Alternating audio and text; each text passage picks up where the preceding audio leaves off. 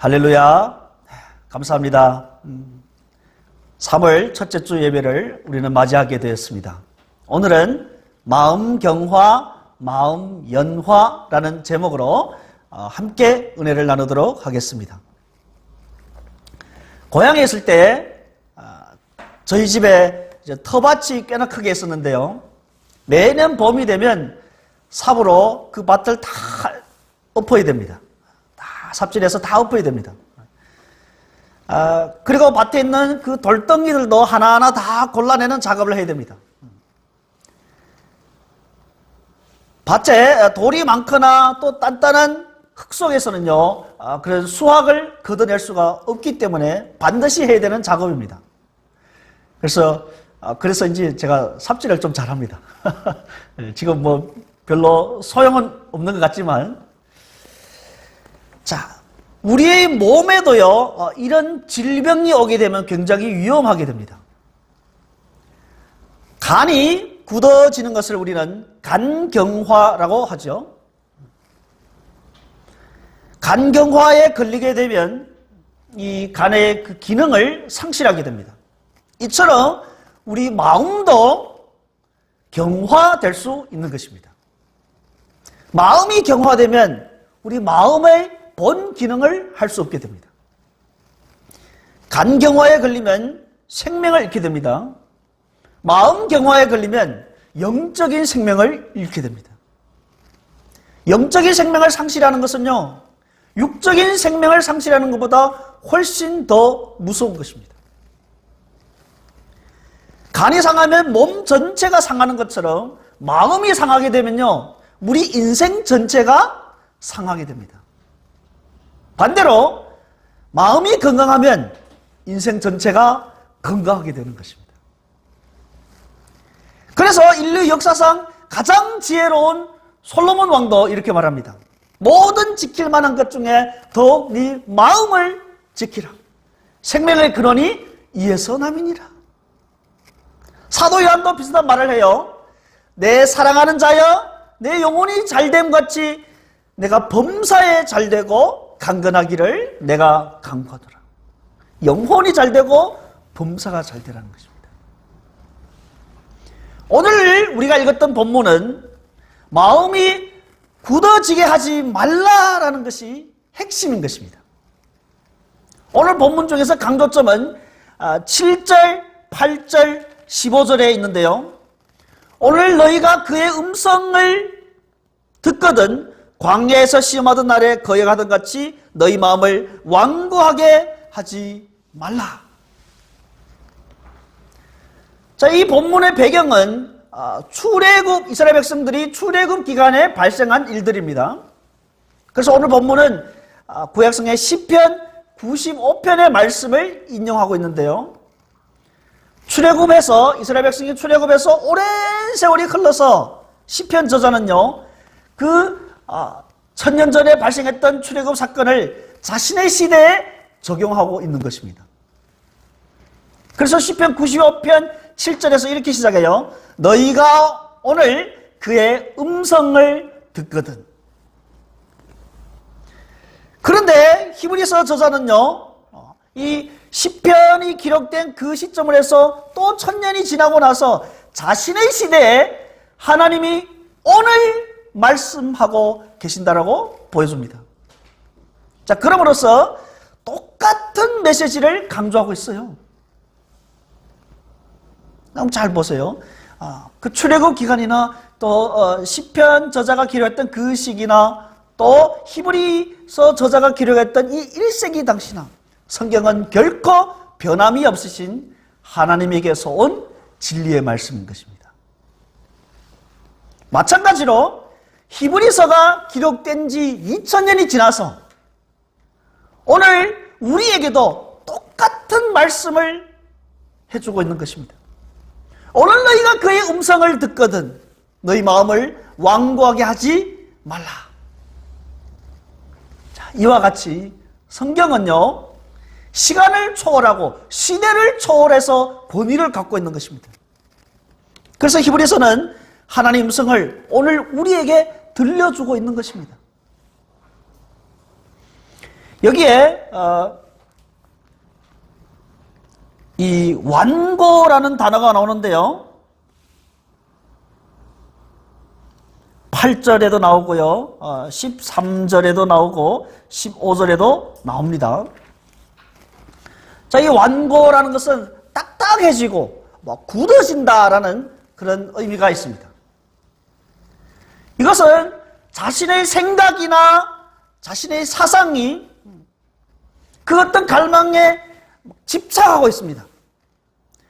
그래서 하나님 말씀이 들어가기가 쉽지 않고 하나님 말씀에 순종하기 싫어하는 그런 옹고집이라고 할 수 있겠습니다.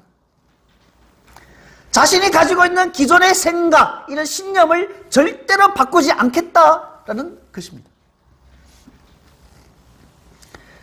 하나님은요, 놀라운 권능을 베푸셔서 이스라엘 백성들을 애굽의 속박에서 구원하셨습니다. 바로가 추격해왔지만 하나님은 이스라엘 백성들을 위해서 홍해를 가르셔서 길을 내주셨습니다. 그리고 애굽의 군대들은 이 홍해 바다에 다 수장했습니다. 이스라엘 백성이 홍해를 건널 때 하룻밤 사이에 그 많은 사람들이 다 건너려면요, 이 전문가들의 말씀에 의하면 5,000명이 이 한 줄을 서서 한꺼번에 5,000명씩 이렇게 지나가야 된다고 해요.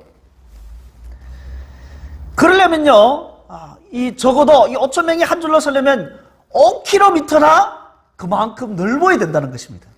즉 다시 말하면 홍해를 가는 데는 이만큼 그 골목길이 아니라 어때요? 5km나 갈라져야 한다는 것입니다. 자, 이런 어마어마한 기적을 베푼 것이 출애굽기 14장에 기록되어 있습니다. 이스라엘 백성들은 이 어마어마한 기적을 체험하고도요, 불과 3일이 지나서 하나님을 다시 원망하게 됩니다. 광야에서 물을 얻지 못하다가 겨우겨우 물을 얻었는데 이 물이 쓴 거예요. 마실 수가 없는 거예요. 그래서 그곳을 우리는 마라라고 했습니다. 그래서 이스라엘 백성들은 곧바로 모세에게 원망을 합니다. 그래서 하나님 모세를 통해서 쓴 물을 단물로 바꿔주시죠. 그리고 나서 이제 출애굽기 16장에 가서는 이제 홍해를 건너고 나서 광야에 도착했는데 이들이 또 먹을 것이 없어서 또 불평을 하게 됩니다. 출애굽기 16장 3절입니다. 이스라엘 자손이 그들에게 이르되 우리가 애굽 땅에서 고기 가마 곁에 앉아있던 때와 떡을 배불리 먹던 때에 여호와의 손에 죽었더라면 좋았을 것을. 너희가 이 광야로 우리를 인도해내어 이 온 회중이 줄여 죽게 하는도다. 하나님이 이스라엘 백성들의 필요를 친히 채우시겠다는 그런 의향도 보여주셨습니다. 또한 그런 능력도 이미 있음을 이스라엘 백성들에게 보여주셨습니다. 그런데요, 이스라엘 백성들은 하나님을 신뢰하기보다 불평하고 원망을 했죠. 하나님은 그들에게 만나와 메추라기로 공급해 주셨습니다. 자, 그런데도 이스라엘 백성들은 불평을 그치지 않고 또 불순종합니다. 출애굽기 17장에 가서 이제 이들이 르비딤에 도착했습니다. 다시 물이 없어 목이 마르게 됐습니다. 17장 3절입니다. 우리 같이 읽도록 하겠습니다. 거기서 백성이 목이 말라 물을 찾음에 그들이 모세에게 대하여 원망하여 이르되 당신이 어찌하여 우리를 애굽에서 인도해 내어서 우리와 우리 자녀와 우리 가축이 목말라 죽게 하느냐. 이스라엘 백성이 물이 없어서 모세와 다툰 것은요, 결국은 하나님을 원망하는 것입니다. 그때 모세가 하나님께 부르짖을 때 하나님께서 모세에게 지팡이로 반석을 치라고 명령하셨어요. 그래서 반석에서 물이 콸콸콸콸 흘러 나왔습니다. 하나님께서 이스라엘이 물 때문에 하나님을 시험하고 원망하는 이 사건을 두고 무리바 또는 마사라고 했습니다. 무리바는 다툼이라는 뜻이고 마사는 시험이라는 뜻입니다. 이스라엘 백성은 이 르비딤에서의 이 사건을 전후로 해서 총 10번이나 하나님을 시험했습니다. 히브리서 저자는요, 그들이 이 광야에서 40년 동안 하나님의 그 엄청난 기적을 체험하고도 하나님을 시험하고 그 마음이 완악해지는 것을 이 7절과 8절에서 말씀해 주고 있는 것입니다. 우리 7절, 8절 함께 읽겠습니다. 그러므로 성령이 이르신 바와 같이 오늘 너희가 그의 음성을 듣거든 광야에서 시험하던 날에 거여가던 것 같이 너희 마음을 완고하게 하지 말라. 광야에서 시험한 것 같이. 하나님께서 광야에서 이스라엘 백성들에게 보여준 기적이 얼마나 많고 얼마나 컸습니까? 또 이스라엘 백성들은요, 성인 남성만 하도 60만 명이나 되었습니다. 그리고 남녀노소를 다 합치면 최소한 200만 명이 되었습니다. 오늘날 이 인천시 인구가 300만이 된다고 하는 것 같아요. 지금과는 비교할 수가 없죠. 200만 명이 넘는 인구입니다. 거기에다가 또 수많은 잡족들도 같이 출애굽하게 됐습니다. 그렇다면 훨씬 많죠. 또한 그들뿐만이 아니라 이들은 수많은 양과 소를 또 많이 그 가축을 데리고 나온 것입니다.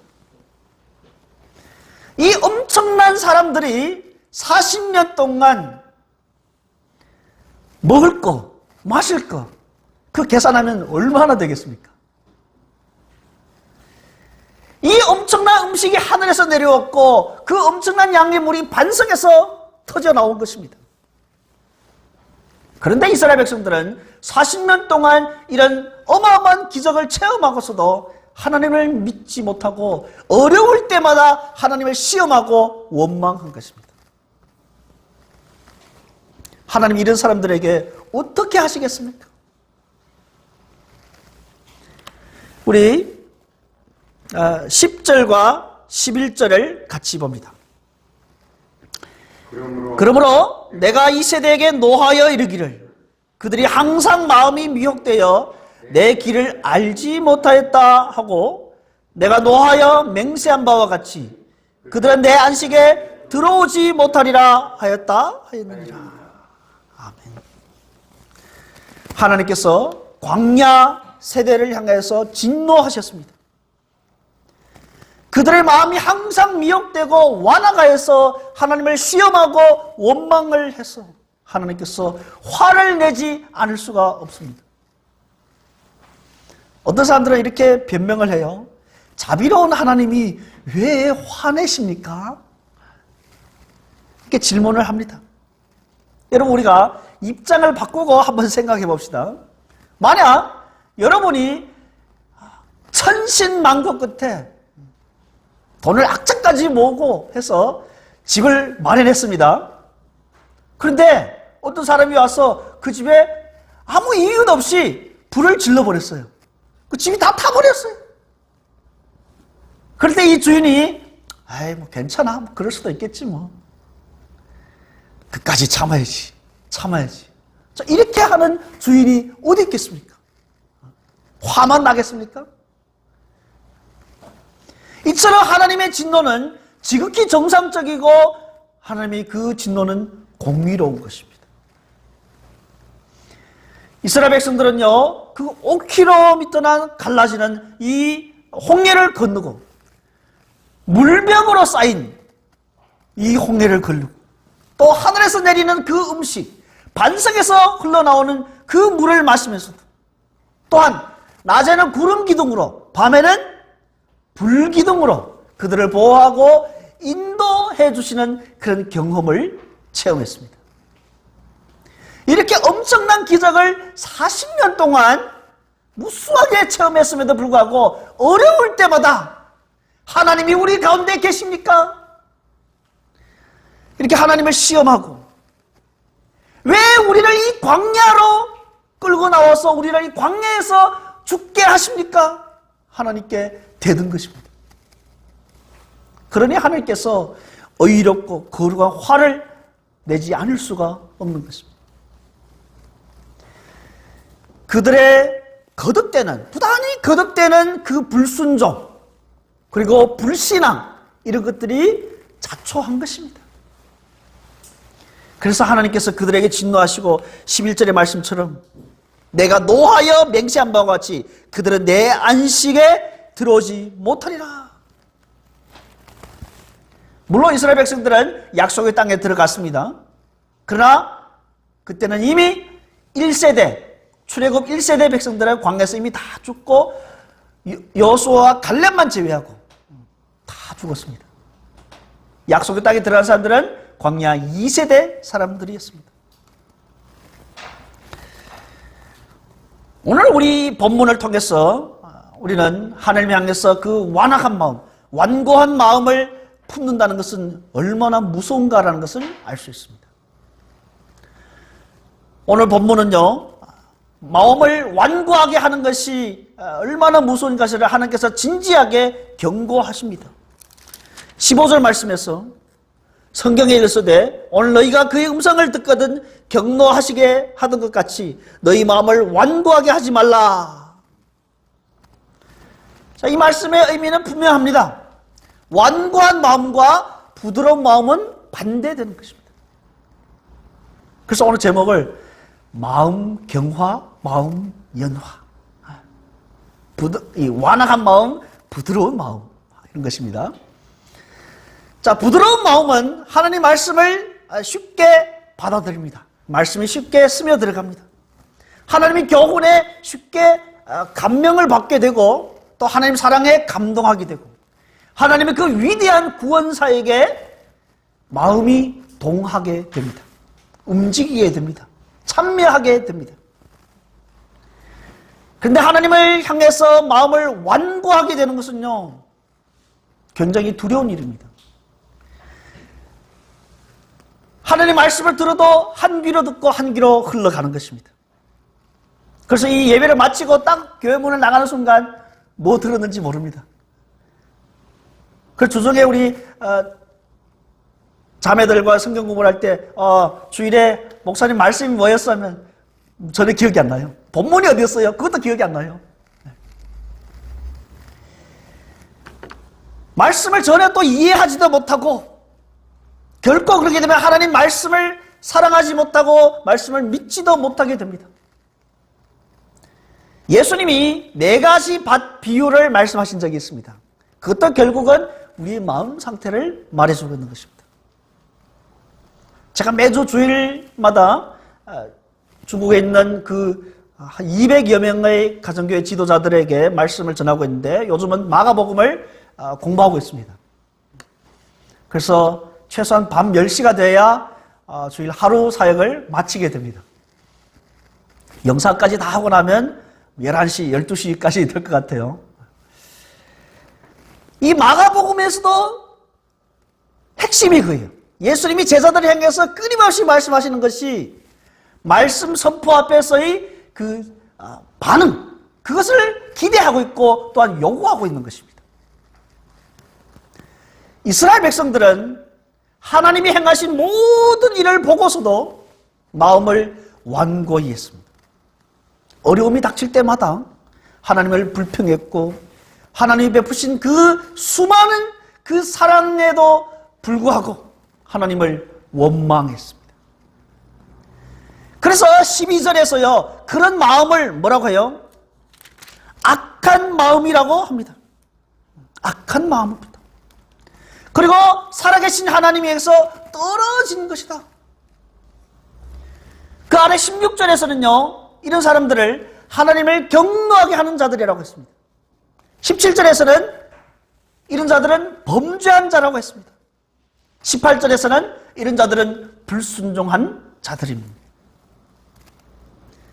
여러분, 이스라엘 백성들은 누구도 비교할 수 없는 온갖 기적을 다 체험한 사람들이었습니다. 그런데도 그들의 마음이 완고했기 때문에 그런 증거들이 그들의 신앙에는 아무런 도움이 되지 못했습니다. 마찬가지로 오늘날 사람들이 예수 그리스도를 거부하는데 결국은요, 인정하고 싶지 않습니다. 결국은요, 죄를 더 사랑하게 되고 어둠을 더 사랑하게 되는 것입니다. 하나님 말씀에 대해서 이 마음이 완고한 것입니다. 딱딱한 것입니다. 돌같이 딱딱한 것입니다. 가령 이렇게 복음을 전하다 나면 이렇게 말하는 사람들이 있어요. 하나님이 살아계시다면 지금 내게 기적을 한번 행해봐. 그럼 내가 믿을게. 그런 말에서 우리는 속아서 넘어가면 안 됩니다. 이스라엘 백성들이 그 어마어마한 기적을 보고서도 그들은 당사자들 아닙니까? 그래도 하나님 향해서 불평하고 원망하고 불순종. 그래서 기적만 추구하는 그런 신앙은요, 신앙이 잘못된 방향으로 흘러갈 수 있습니다. 위험한 것입니다.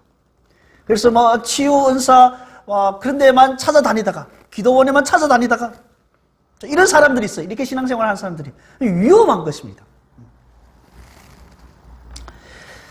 그 먼 옛날과 1세기 그리스도인들, 그리고 오늘 21세기를 살고 있는 우리가 겪고 있는 이런 시련들은요, 무슨 관련이 있을까요?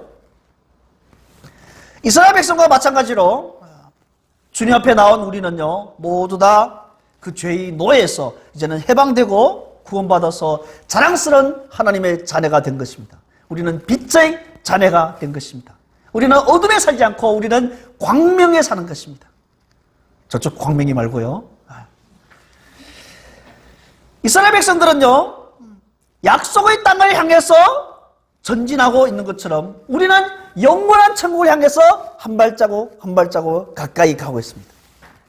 이스라엘 백성들은 광야에서 시험을 겪고 있는 것처럼 우리 역시 이 인생 여정은 시험의 기간이라고 할 수 있습니다. 뭐 저보다 더 많이 사신 분들은 잘 아시겠지만 우리 인생에 문제가 얼마나 많습니까?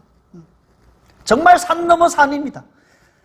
한 문제를 해결하고 나면 또 다른 문제가 오게 되고 또 그것보다 더 큰 문제가 나를 향해서 공격해 오고 있습니다. 우리는요, 지금 인생의 광야길을 걷고 있다는 것을 기억하십시오. 그리스도인들은 이 생에서 반드시 시험을 겪게 되어 있습니다. 그런데요, 우리가 겪는 시험은 결코 나쁜 것만은 아닙니다. 시험은요, 우리의 마음 상태를 진단해 줍니다. 모든 일이 술술 잘 풀려나갈 때는 우리가 어떤 문제가 있는지를 모릅니다. 그러나 어려움을 겪을 때는 자신을 돌이켜보고 생각하게 되죠. 과연 우리 마음은 주님에게 머물러 있습니까? 아니면 그보다는 주님이 베푸실 그 일시적인 은혜에만 만족하고 있습니까? 주님이 이스라엘 백성들에게 내린 진단은요, 10절 말씀에 기록되어 있습니다. 10절 말씀에 보면 그들이 항상 마음이 미혹되어 내 길을 알지 못하였도다. 이것이 이스라엘 백성들의 심리 상태인 것입니다. 이스라엘 백성들은 왜 하나님의 길을 알지 못했을까요? 하나님이 행하시는 기적은 누리면서도 하나님에 대해서는 생각하지 않았습니다. 하나님이 자기들을 위해서 해주시는 일에만 관심이 있고 하나님 자신에게는 관심이 없었습니다. 사랑하는 여러분, 우리의 생각, 우리 사고에 만약 예수님으로 가득 차게 되면 우리가 그 어떤 상황 속에서든지 우리는 주님 안에서 기뻐하는 법을 배울 수 있게 되는 것입니다. 그래서 시련은요, 우리로 하여금 하나님께 더 가까이 가게 되고 하나님과 더 친밀한 교제를 할 수 있게 되는 것입니다. 그래서 3장 1절은 뭐라고 합니까? 우리의 사도시며 대제사장이신 예수에게 우리의 생각을 고정하라고 하는 것입니다. 예수를 더 깊이 생각하라고 하는 것입니다. 우리가 지난주에 함께 나눴죠. 그런데 이스라엘 백성들은 그러지 못했죠. 그들은 시련을 겪을 때 응당 모세를 통해서 드러나는 하나님의 구원 역사에 그들은 좀 집중해야 됐을 텐데 그들의 시선은 환경에만 갇혀 있었던 것입니다. 그래서 히브리서 2장 3절에 이렇게 말하죠. 이렇게 이같이 큰 구원을 등한히 여기면 어찌 그 보응을 피하리요? 예수님 역시 시련의 때를 통과하도록 광야로 보내심을 받았습니다. 마태복음 4장 1절에서는요. 예수님께서 성령에 이끌려서 마귀에게 시험을 받으러 광야로 가셨습니다. 예수님은 광야에서 음식이 없었지만 불평하지 않으셨습니다. 이스라엘은 하나님을 시험했지만 예수님은 사탄에게 뭐라고 하셨습니까? 기록되었으되 주 너희 하나님을 시험하지 말라. 이스라엘은 광야에서 하나님을 배반했지만 예수님은 주 너희 하나님께 경배하고 다만 그를 섬기라 라고 마귀를 책망했습니다. 이 유혹의 광야에서, 시련의 광야에서 예수님은 이스라엘 백성들이 실패한 그 길을 걸어가셨던 것입니다. 예수님이 그 유혹의 광야의 길을 열기 위해서 우리를 앞서 가신 것입니다. 예수님은 우리에게 그 완벽한 구원을 이루기 위해서 하나님 말씀에 완전히 순종하심으로써 그 승리의 길을 우리를 위해서 열어놓으신 것입니다. 우리는요 자주 실패하지만 예수님은 실패하지 않으십니다. 예수님이 승리하심으로 인해서 그분의 의가 이제 우리에게 제공되는 것입니다. 그분의 능력이 성령 안에서 이제는 우리의 것이 되는 것입니다. 그래서 사도 바울은 이렇게 말하고 있습니다. 갈라디아서 2장 20절에서 우리 같이 읽겠습니다. 시작. 내가 그리스도와 함께 십자가에 못 박혔나니 그런즉 이제는 내가 사는 것이 아니요 오직 내 안에 그리스도께서 사시는 것이라. 아멘. 오늘의 본문은 우리 마음이 완악하지 말고 부드럽게 하라고 하면서 그 부드럽게 하는 방법도 제시해주고 있습니다. 먼저는 12절입니다. 형제들아 너희는 삼가라. 너희는 삼가라고 하는데 너희는 주의하라라는 것입니다. 조심하라. 그리고 13절에서는 매일 어떻게 하라고요? 피차 권면하라. 피차 권면하라. 우리에게 굉장히 필요한 교훈이지만 사실은 굉장히 어렵습니다. 권면하기 참 어려운 시대입니다. 종교개혁자 칼빈은요, 이 피차 권면이 우리에게 그토록 필요한지를 잘 설명해주고 있습니다. 칼빈은 이렇게 말합니다. 본성적으로 우리는 죄악에 빠지는 경향이 있으므로 하나님을 경외하는데 우리를 도와줄 다양한 수단을 필요로 한다. 우리의 믿음은 되풀이하여 격려를 받지 않으면 휴면하게 됩니다. 데워지지 않으면 냉담해집니다. 자극을 받지 않으면 무감각해집니다. 그러므로 사탄이 우리 마음속에 몰래 들어가 거짓으로 우리를 깨어 하나님에게서 멀어지게 하지 않도록 우리는 상호 격려를 통해서 서로 자극을 해야 하는 것입니다. 이것이 종교개혁자 칼빈이 우리에게 주시는 지혜의 말씀입니다. 이스라엘 광야 세대는요, 하나님의 음성을 들을 때 마음을 완화하게 했지만 우리는 그렇게 하면 안 됩니다. 그들은 어려울 때 하나님을 신뢰하기보다 하나님을 순종하기보다 하나님을 원망하고 불평했습니다. 그런데 우리는 그들처럼 그렇게 해서는 안 되고 하나님을 신뢰하고 하나님 말씀에 순종해야 되는 것입니다. 문제의 핵심은요, 하나님 말씀에 대한 우리의 마음의 반응인 것입니다. 어떻게 반응하느냐? 문제의 해결도 하나님 말씀에 대한 우리 마음의 반응인 것입니다. 우리가 하나님을 시험하고 불평하는데 마음을 둘 것이냐, 아니면 하나님을 신뢰하고 순종하는데 그 마음을 둘 것이냐, 양자택일을 해야 되는 것입니다. 오늘 3월 7일 주일 예배 때 들었던 이 말씀을 듣고 한 주간 동안 살아가면서 여러분은 그 말씀 앞에 어떻게 순종하시겠습니까?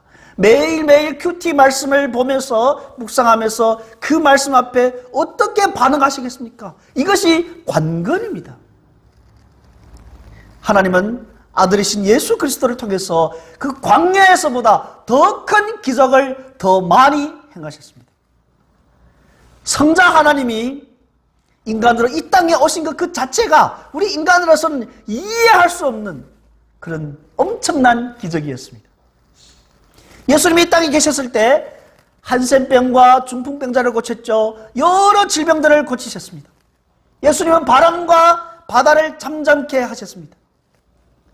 예수님은 오병이어로 5,000명을 먹이시고도 12광줄이나 남았습니다. 예수님은 귀신을 쫓아내셨습니다. 죽은 소녀를 살리셨습니다. 죽은 지 나흘이 되는 나사로를 살리셨습니다. 예수님은 자신이 죽은 지 3일 만에 부활하셨습니다. 우리는 성경에 기록된 이런 수많은 기적들을 보고 하나님을 신뢰하고 하나님 말씀에 순종하는데 우리 마음을 기울여야 하는 것입니다.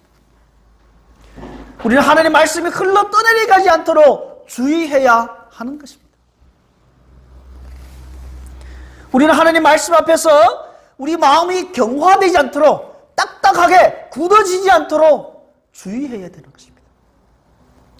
우리는 죄의 속임수에 넘어가지 않도록 정신 차려야 하는 것입니다. 무엇보다도 하나님 말씀의 주인공이신 예수 그리스도에게 집중하고 우리 시선을 그에게 고정해야 되는 것입니다. 그리고 예수 그리스도의 그 신앙을 굳게 잡아야 하는 것입니다. 아무리 언론에서 뭐 이렇게 떠들어대고 아무리 사람들이 예수를 비난하고 해도 우리는 예수만이 답안이고 예수만이 진리고 예수만이 우리의 전부임을 우리는 믿고 신뢰하고 그분을 꼭 끝까지 잡아야 하는 것입니다. 특별히 우리가 어려울 때 하나님을 믿지 아니하는 그런 악한 마음을 품어서는 안 되는 것입니다. 이스라엘 백성들은요, 마라에서 그 쓴물 앞에서 원망을 했습니다. 이런 것이 악한 마음이에요. 그들이 물을 얻지 못했을 때 어떻게 해야 될까요? 겨우겨우 물은 얻었지만 물이 썼어요. 마실 수가 없었어요. 그들은 하나님 향해서 원망합니다. 하나님 왜 우리에게 물을 주시지 않습니까? 겨우 물을 찾았는데 왜 이 물이 씁니까?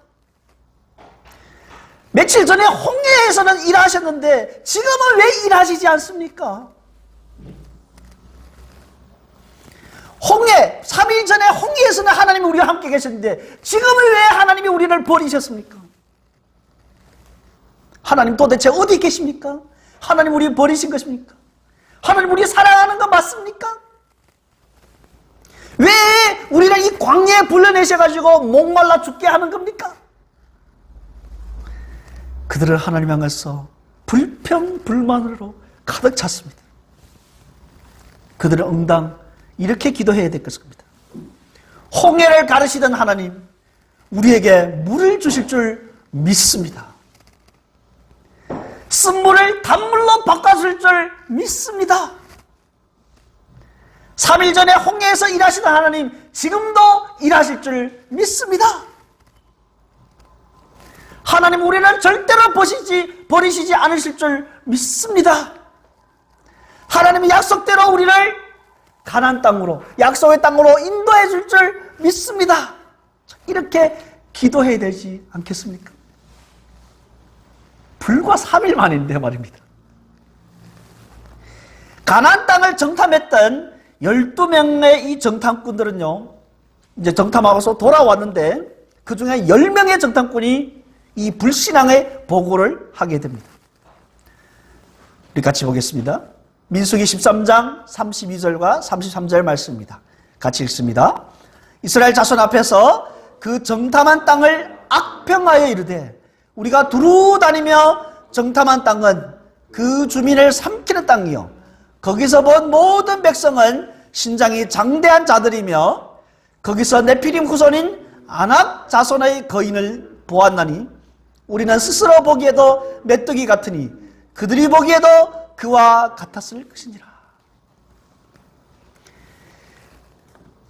이 10명의 정탐꾼이 그 땅을 보고 와서 이렇게 악평을 하게 됩니다. 그런데 동일한 현실을 보고서 여호수아와 갈렙은요 다른 보고를 하게 됩니다. 민수기 14장 7절에서 9절 말씀입니다. 우리 같이 읽습니다. 이스라엘 자손의 온 회중에게 이르되 우리가 두루 다니며 정탐한 땅은 심히 아름다운 땅이라. 여호와께서 우리를 기뻐하시면 우리를 그 땅으로 인도하여 들이시고 그 땅을 우리에게 주시리라. 이는 과연 젖과 꿀이 흐르는 땅이니라. 다만 여호와를 거역하지는 말라. 또 그 땅 백성을 두려워하지 말라. 그들은 우리의 먹이라. 그들의 보호자는 그들에게서 떠났고 여호와는 우리와 함께 하시느니라. 그들을 두려워하지 말라. 이처럼 여호수아와 갈렙은요 신앙의 반응을 보이는 것입니다. 하나님을 절대로 신뢰하고 하나님 말씀에 순종하는 모습인 것입니다. 후일에 이스라엘과 블레셋이 전쟁을 했습니다. 이스라엘 병사들은요 적군의 골리앗 앞에서 모두 두려워서 떨고 있었습니다. 근데 그때 양치기 소년 다윗은요 선언합니다.